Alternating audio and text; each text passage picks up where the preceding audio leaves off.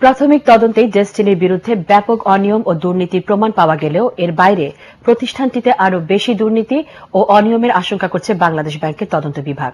বিশ্লেষকরা বলছেন, আইটিসিএল, যুবক ও ইউনিপেটুর পর হাই কোম্পানি হিসেবে ডেস্টিনি প্রতারণার নতুন ফাঁদে পরিণত হতে পারে। তবে সব অভিযোগ অস্বীকার করে নিজেদের কার্যক্রমকে আইনি ও বৈধ বলে দাবি করেছে ডেস্টিনি কর্তৃপক্ষ। গোলাম পারভেজের রিপোর্ট।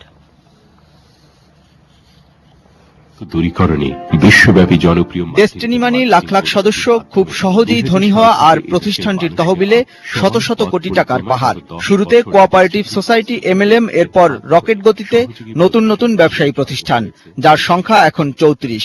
একদিকে এমএলএম ব্যবসার নামে একজনের টাকার সামান্য অংশ অন্যজনকে দিয়ে বাকিটা নিজেরা নেয়ার খেলা, অন্যদিকে অতিরিক্ত লাভের প্রলোভন দেখিয়ে কোঅপারেটিভ সোসাইটির নামে অবৈধ ব্যাংকিং করে আমানত সংগ্রহ। বাংলাদেশ ব্যাংক মনে করে ডেস্টিনির এসব কার্যক্রমে মানুষ ব্যাংকের প্রতি আগ্রহ হারিয়ে প্রতারণার ফাঁদে পড়ছে। আমরা যা দেখেছি তাতে কিন্তু তাদের সব বিষয়ে আমরা দেখার বিষয় আমাদের না, কারণ এই জন্যই না যে একটা জিনিস ঘটছে সেই জিনিসটা আমাকে দেখতে হবে।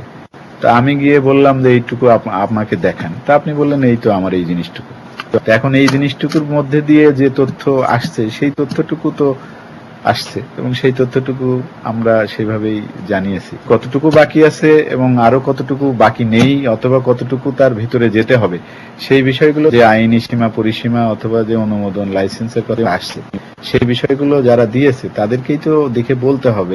নিজেদের সব কার্যক্রমকে সমাজসেবা অধিদপ্তর ও রেজিস্ট্রার অব জয়েন্ট স্টক কোম্পানির অনুমোদিত বলে দাবি করেছে ডেস্টিনি কর্তৃপক্ষ। তবে বিশ্লেষকরা এসব দাবিকে ভিত্তিহীন বলে মন্তব্য করেছেন।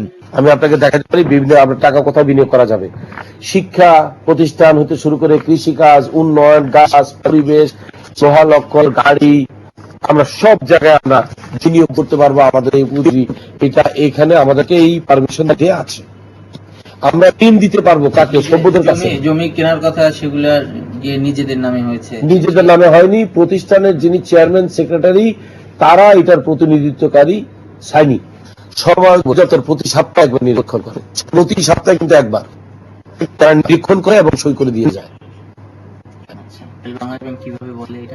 এটা ওনারা জানেন, এটা ওনাদের অতি কাল্পনিক চিন্তা। সমবায়ের তো একটা নিয়ম আছে যে সমবায়ের সদস্য ছাড়া অন্য কারো কাছ থেকে টাকা নেওয়া যায় না। সমবায়ের সদস্য হতে হলে প্রত্যেকের মধ্যে সমান শেয়ার থাকতে হবে, কম বেশি হতে রয়েছে। কাজে এটা সমবায় আইন তো কাভার করে না। অর্থাৎ সমবায় আইনকে পুঁজি করে ওটাকে একটা ভিত্তি ধরে অপকর্মগুলো করা হতে পারে। এমএলএম বলেন, জেনামি দেন, এগুলো হাই কোম্পানি নামে পরিচিত এবং আজ থেকে নয়, বহুদিন যাবত এরকম হাই কোম্পানি সাধারণ মানুষের সর্বনাশ করে আসছে। এ অবস্থায় বিশৃঙ্খলা এড়িয়ে মানুষকে প্রতারণার হাত থেকে বাঁচাতে সরকারকে শিগগিরই কার্যকর পদক্ষেপ নেওয়ার পরামর্শ দিয়েছেন বিশ্লেষকরা। গোলাম পারভেজ, এটিএন বাংলা, ঢাকা।